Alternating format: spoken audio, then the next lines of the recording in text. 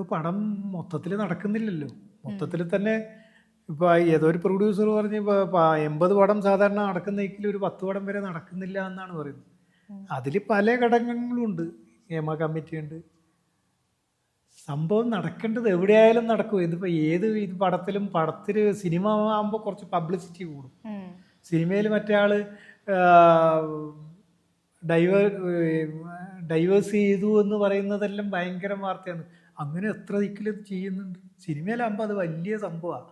അപ്പോൾ ഇങ്ങനെയുള്ള ചെറിയ ചെറിയ ന്യൂസുകളെല്ലാം സിനിമയിൽ വരുമ്പോൾ അത് ഭയങ്കരമായിട്ട് അത് പ്രൊജക്റ്റ് ചെയ്യുന്നു. സിനിമ എന്ന് പറയുന്നത് ജനങ്ങൾ കാണുന്നത് ആ ഒരു മീഡിയത്തിനെ ഒരു സൂപ്പർ സ്റ്റാർസ്, നടിമാര് എന്നൊക്കെ പറയുമ്പോൾ ഒരു അത്രയും പോപ്പുലർ ആയിട്ടുള്ളൊരു സിനാരിയോയിലാണ് കാണുന്നത്. അപ്പൊ അതുകൊണ്ടായിരിക്കാം സംഭവം ശരി തന്നെ. അപ്പോൾ ഇത് എല്ലാ ദിക്കിലും നടക്കുന്ന സംഭവമല്ലേ. ഇപ്പോൾ എത്ര പടം അതിൻ്റെ പേരിൽ എത്ര പടം നടക്കാതെ പോകുന്നുണ്ട്. ഇപ്പോൾ ഒരു പ്രൊഡ്യൂസറെ ഭാര്യ പറയുമോ നിങ്ങൾ സിനിമയിൽ പോയി സിനിമ എടുക്കുന്ന ഇതെല്ലാം കണ്ടുകൊണ്ടാണ് പോകുന്നത്.